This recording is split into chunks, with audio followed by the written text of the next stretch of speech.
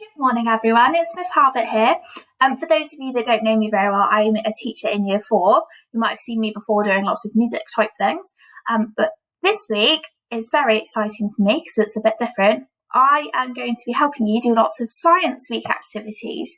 So thank you to Mrs. Pemberton who's let me do this little assembly for us. So I have made a little PowerPoint for us to look at. There we go.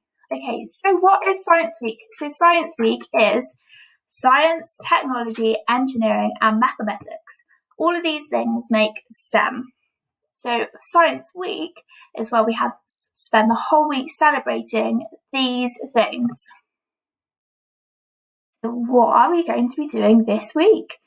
So very excitingly, we are going to hear from some scientists in our Grove community. So some of these are parents of you lovely children, and some people are married to members of staff or siblings, all very lovely.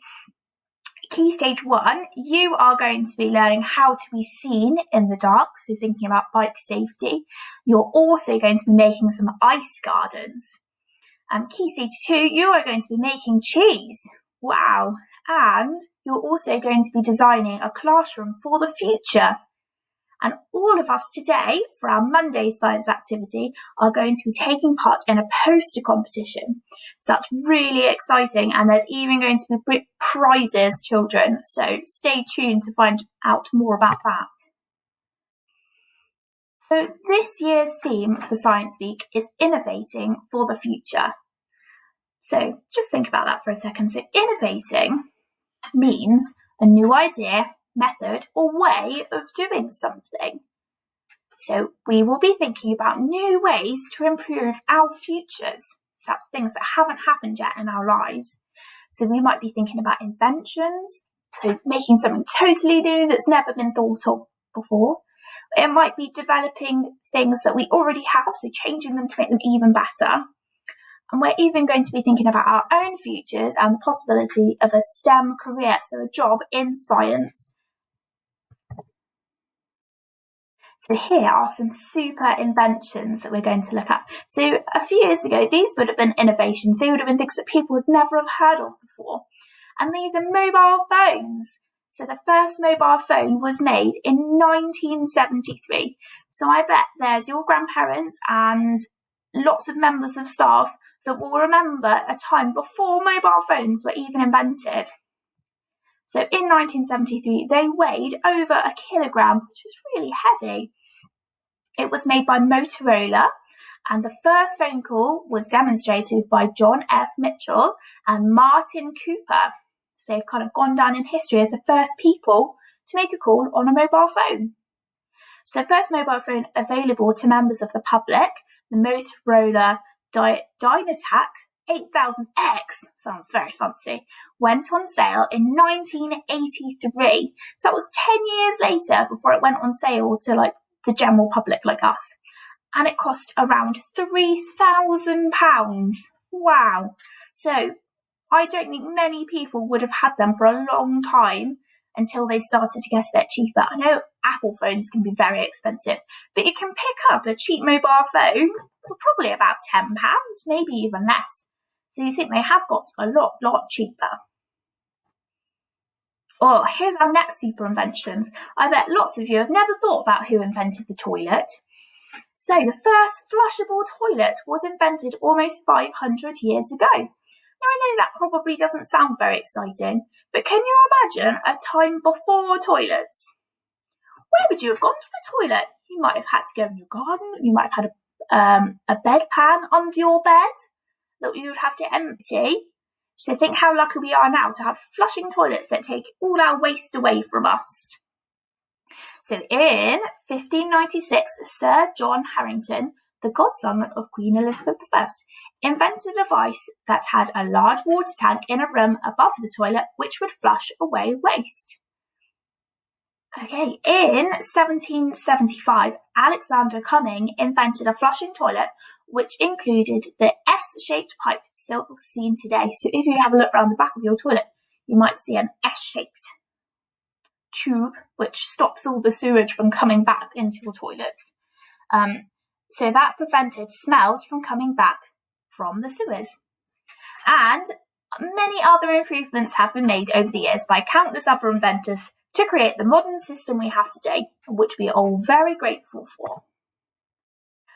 But science is actually still happening now, children. So I'm not sure if any of you heard about this, but the Mars rover landed on Mars on February the 18th, 2021. So it's only a couple of weeks ago. Wow. If you have a look at these pictures, these are pictures that the Mars rover has sent back to Earth from Mars. So you think all those thousands and thousands and thousands of miles, so we can see what it actually looks like. And I did some research into this actually, children. And these are the first ever coloured pictures that have come from Mars. Any other pictures we've seen beforehand have been black and white, and then they've kind of been edited or photoshopped to make them colour. So if you have a look in the bottom corner, so the Mars rover is really a kind of radio-controlled, like car-sized robot that has gone out to Mars to look at the rocks and soil and things to find out a little bit more. So NASA, who run the American space program, hopes to find out some more about Mars. How exciting. Okay, now this is something that's been in the news a lot. So lots and lots of different countries across the world, companies and countries, have been developing different vaccines for the coronavirus. So these are to stop people getting poorly with it. So it might not necessarily stop them 100% getting it, but it will make them a lot less poorly with it, which is great. So the current target with the government at the moment is to vaccinate every adult in the UK by the end of July. So that is crazy quick. You think of all those millions of people they've got to vaccinate. Now, do you know anyone that's had a vaccine yet?